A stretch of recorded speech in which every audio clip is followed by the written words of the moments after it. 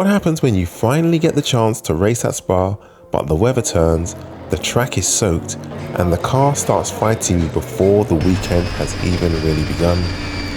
Box3 Motorsport are here for a one-off Britcar endurance race at Spa-Francorchamps, one of the most iconic circuits in the world. Practice and quali give the team a chance to settle in, but by the time the race comes around, the real challenge wasn't just the circuit, it was keeping the car alive long enough to make it to the finish.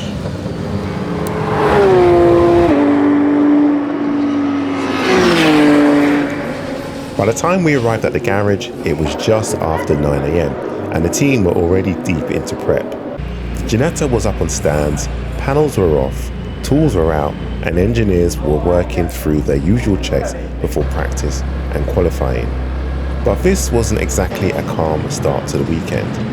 Outside, Spa was doing what Spa does. Rain, grey skies, damp paddock, and a circuit that looks like it could change every 5 minutes.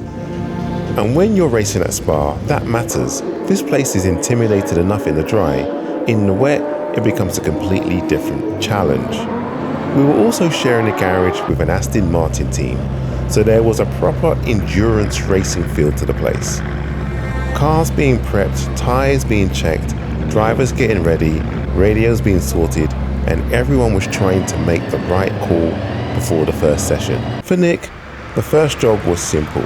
Get out there, learn the conditions, understand what the car was doing, and try and build confidence before qualifying. This wasn't about going out there and being a hero straight away.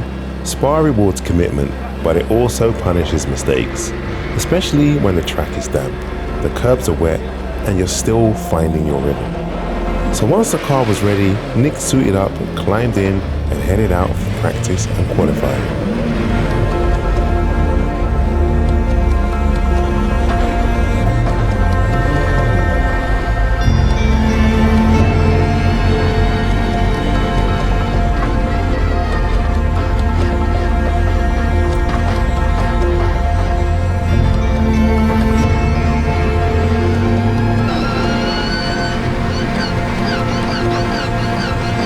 From here, it was about getting laps in, feeling the grip, and seeing where Box3 stood against the rest of the field.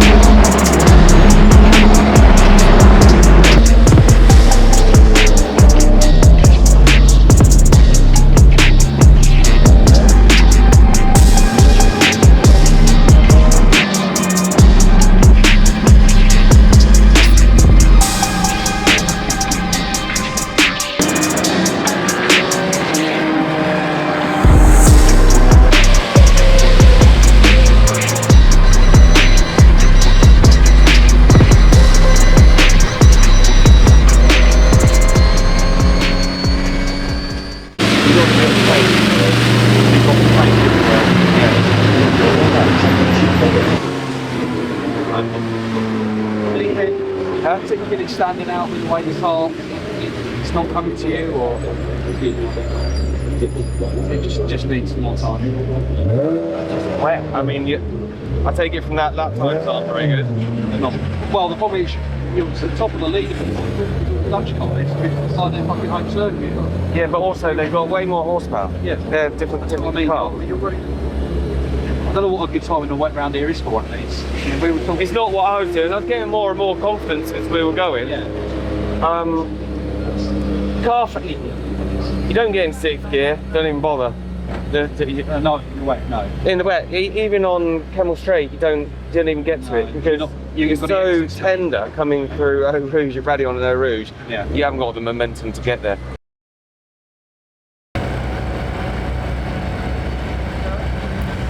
With practice done, the next job was qualifying. But by this point, the weather had started to get worse.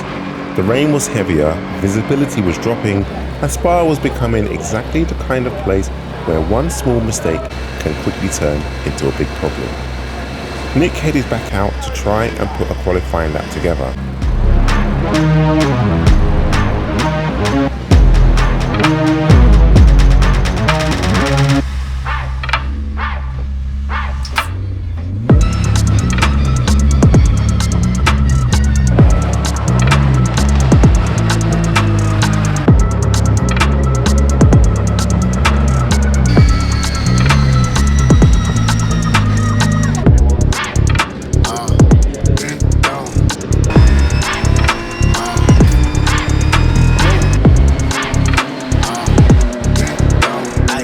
Before anyone could really settle into the session, the red flags came out.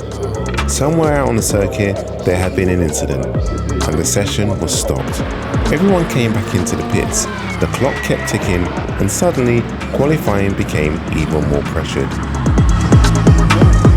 When the session restarted, there wasn't much time left, so now it was about getting back out, finding space, getting heat into the tyres, and trying to make the lap count. But in conditions like this, Spa doesn't give much room for error.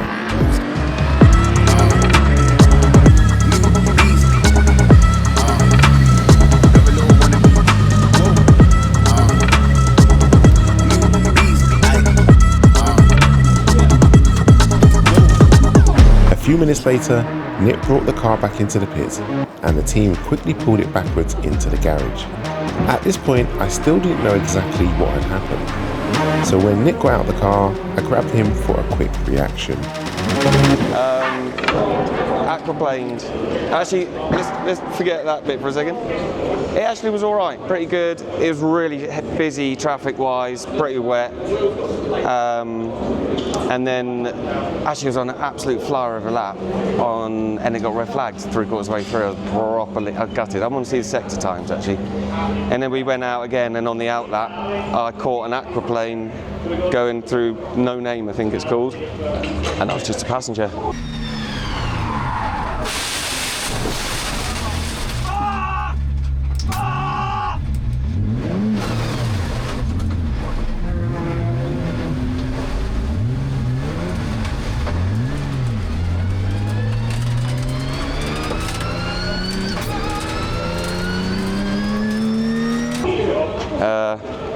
Into the wall, managed to get enough rotation in it so it put the back end in it.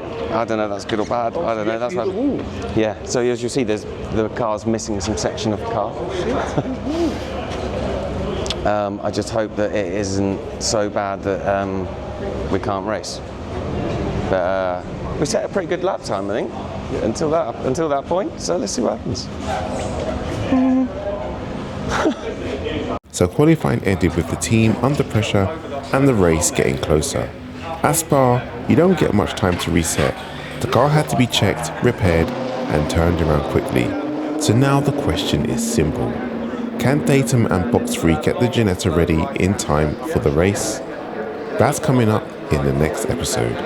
If you're enjoying the Box3 Motorsport Spa series, make sure you like the video, subscribe, and follow the journey. Until the next one, take care, peace.